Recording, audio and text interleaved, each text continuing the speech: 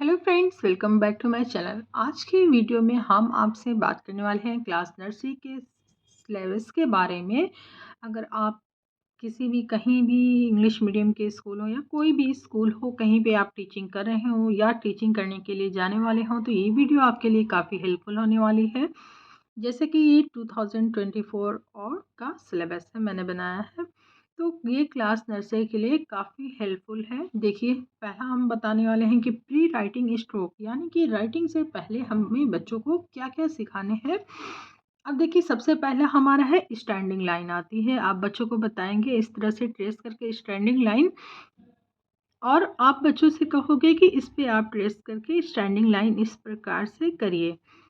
सबसे पहले आपने बोर्ड पे मैंने बता देने कि जब भी आप बोर्ड पे राइट करें, अगर आपका बोर्ड वाइट बोर्ड है तो आप बच्चों को अच्छे तरीके से अगर पढ़ाना चाहते हैं, बच्चों को अपनी तरफ अट्रैक्ट करना चाहते हैं, देखिए सबसे पहले टीचिंग का मेथड है कि बच्चा आपसे अट्रैक्ट हो पूरी तरीके से। ये नहीं कि कोई बच्चा क्लास में इधर देख रहा है, कोई उधर देख रहा है। आपने ऐसे ऐसे मेथड के यूज़ करने हैं आपको कि बच्चे का सर कहीं जाए ही ना, बोर्ड पे बिल्कुल आपकी तरफ ही वो देखता रहे।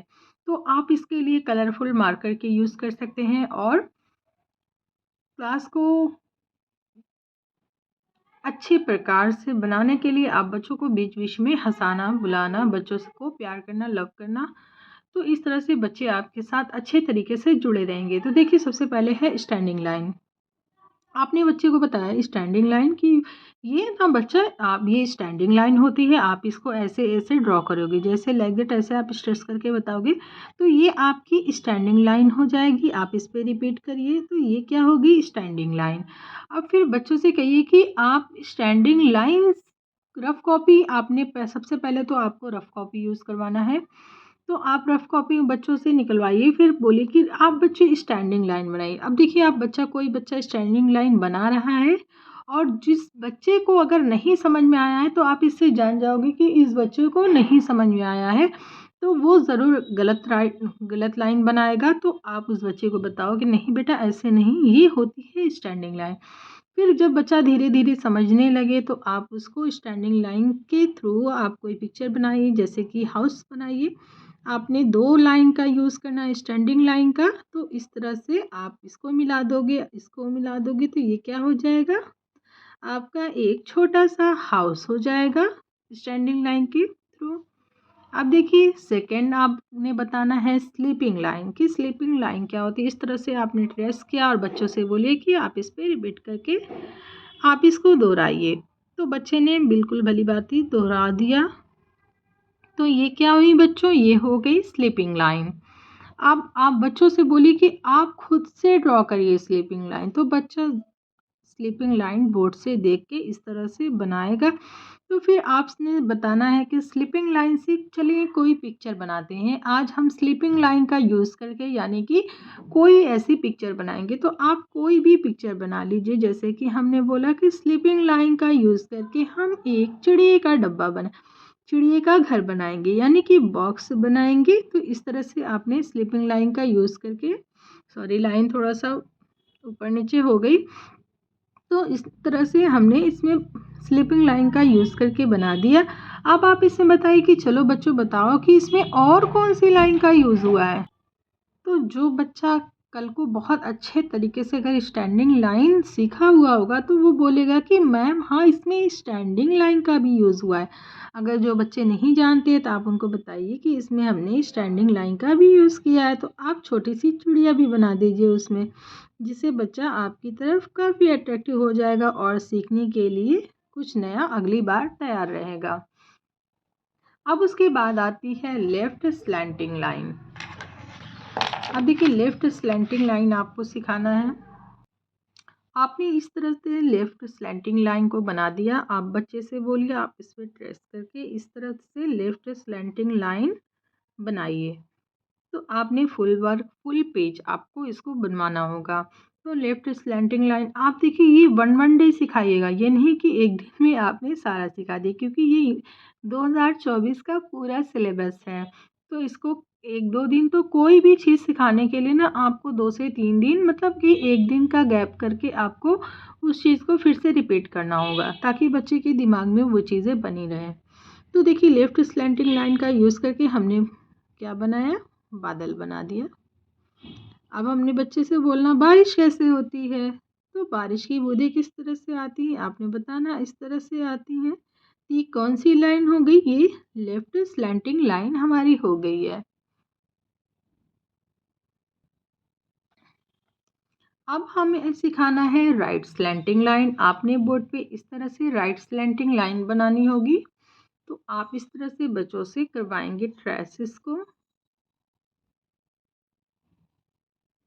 फिर बच्चों से हमने बोलना, अभी लेफ्ट स्लैंटिंग लाइन में हमने बारिश का वो किया था, अब इसी प्रकार से हमने बच्चों से पूछा क्या बारिश की बूंदें एक ही तरफ आती हैं, तो बच्चा बोलेगा नहीं, इधर भी उधर भी। अगर आप बच्चा नहीं भी बोला तो आपने उसे बताना कि नहीं इस तरह से भी आती है।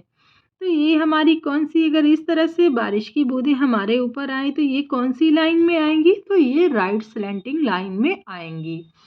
देखिए बच्चों को पढ़ाने के लिए ना सबसे पहले हमें सॉफ्ट यानी कि बिल्कुल पोलाइटली बोलना होगा।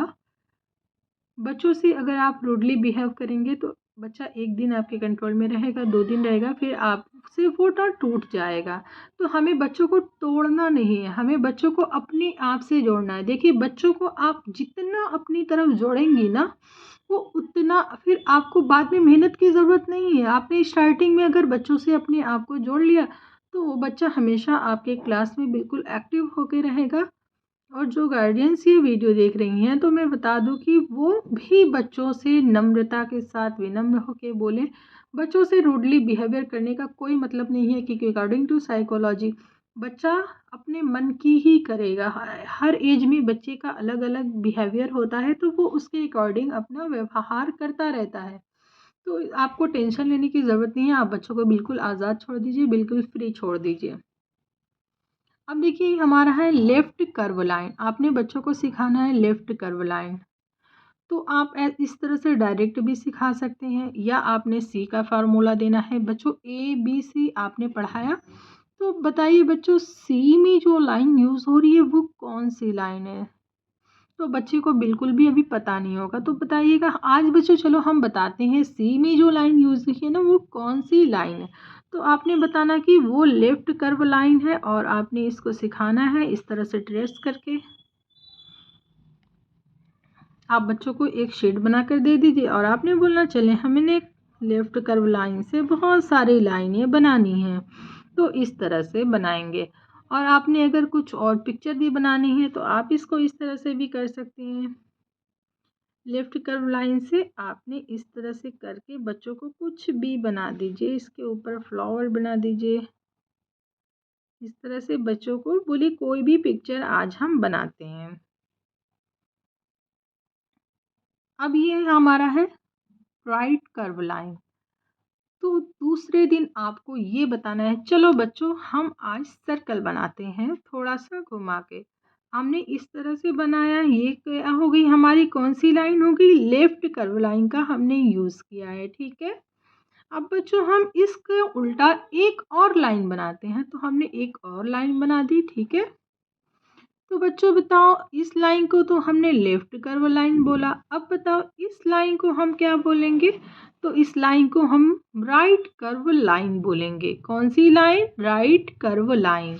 देखिए आपने इसको सबसे पहले ट्रेस कराना होगा, फिर उसके बाद आपने ट्रेस का सारे मेथड कराने होंगे। अब देखिए अब कर्व, अब आपने इसी मेथड को उठा कर सर्कल वाले मेथड को अब कर्व या स्माइली वाला बता सकते हैं आप लोग इस तरह से।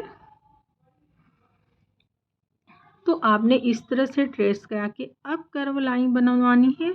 अब उसके बाद आएगी डाउन कर्व लाइन।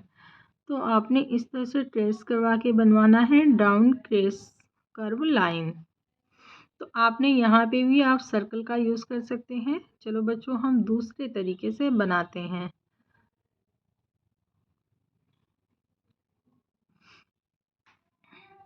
तो ये सारी क्या होगी, अब कर्व लाइन हमारी हो गई।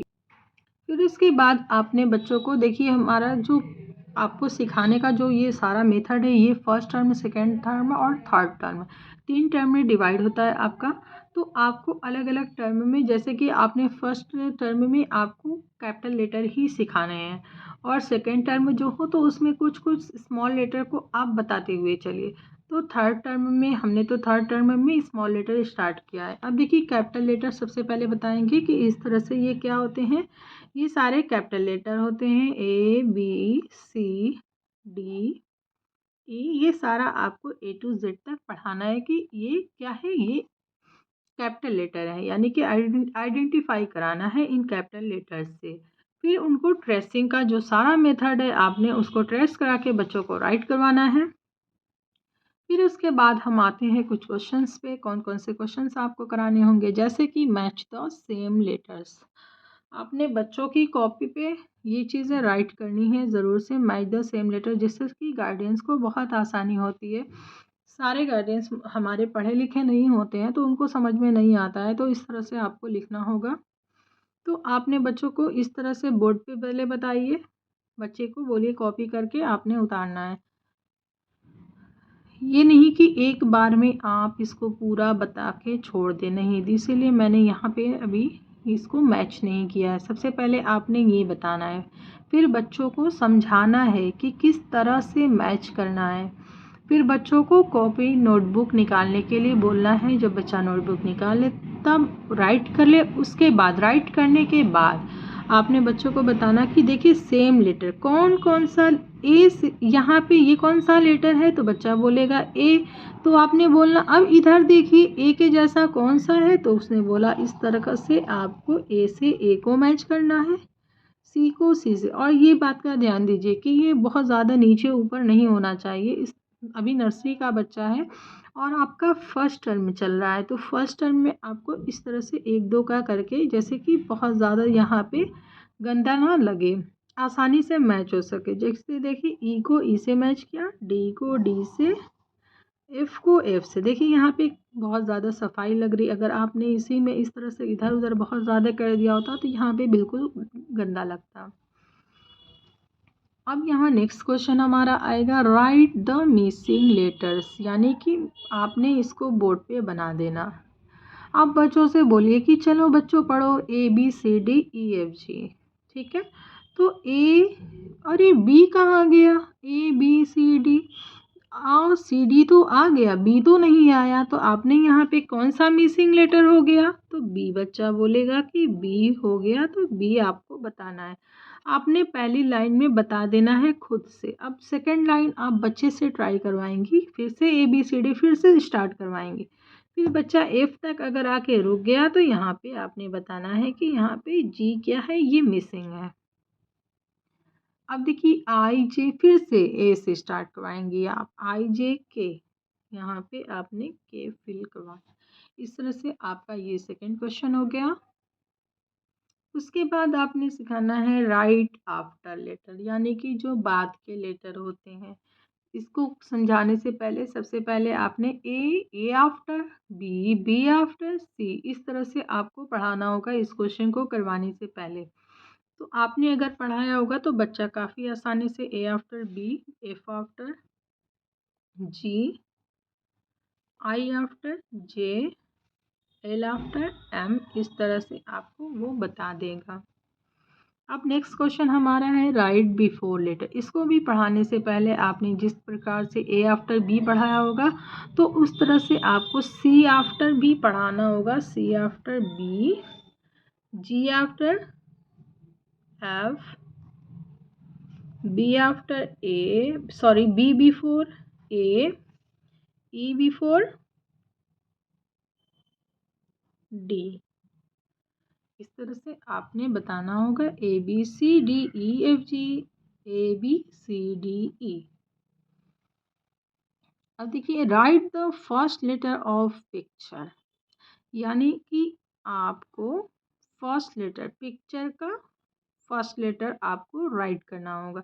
या आप इस तरह से बॉक्स भी बना के देख सकते हैं, या यहाँ पे आपने जैसे कि काइट है वहाँ पे, और यहाँ पे आपने ए, और यहाँ पे सॉरी आई। तो इस तरह से थोड़ा फर्स्ट टर्न में टफ हो जाएगा, इधर उधर वो देख के कॉपी कर देगा। तो आपने बताना है कि उसको आपने पिक्चर देखना और पिक्चर के सामने सेम जिस लेटर से वो स्टार्ट होता है उसको राइट करना है। तो बताओ बच्चों, कौन से लेटर से आइसक्रीम होता है? तो ice cream, I for ice cream. Kite किससे होता है? के is for kite, A is for Apple. इस तरह से आपने उसको बताना है। Match the picture with their letters, यानी कि पिक्चर को उनके लेटर्स से मैच करिए। तो यहाँ पे आपने बहुत सारी, आप कोई भी पिक्चर ले सकते हैं। जैसे कि आपने बोलना ये मैंगो है, मैंगो बताइए किस पिक्चर किस लेटर से होता है। तो बच्चा जानता होगा तो ज़रूर बताएगा कि M is for mango, B is for ball, F is for fish. इस तरह से आपको ये क्वेश्चन कराना होगा। आप कोई भी पिक्चर ले सकते हैं। आप देखिए, सर्कल द ऑड वन, यानी कि इस ऑड, सबसे पहले तो आपको ऑड बताना है कि ऑड क्या होता है।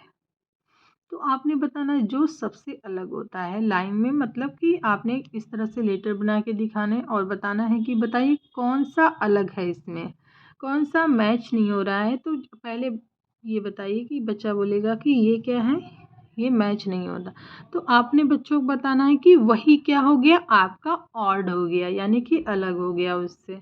तो इस तरह से आपने ये भी करवाना है, सी से अलग कौन है, पी से अलग कौन है। तो ये सारा सर्कल करके आपने इस तरह से क्वेश्चन कराने होंगे। तो ये रहा आपका क्लास नर्सरी का 2024 का सिलेबस। होप आपको पसंद आया हो। पसंद आया हो तो वीडियो लाइक करिएगा, शेयर करिएगा और ज़्यादा से ज़्यादा मेरे चैनल को लोगों से शेयर करिएगा और सब्सक्राइब करिएगा। फिर मिलते हैं नेक्स्ट वीडियोज़ में और काफ़ी अच्छे टॉपिक्स के साथ मिलेंगे। मैंने आपको बताना है कि एग्ज़ाम पेपर कैसे बनाते हैं नर्सरी का और किस तरह से बच्चों को आप बुक के अलावा और कौन कौन सी चीज़ें आप बच्चों को लर्न करवा सकते हैं। Thank you.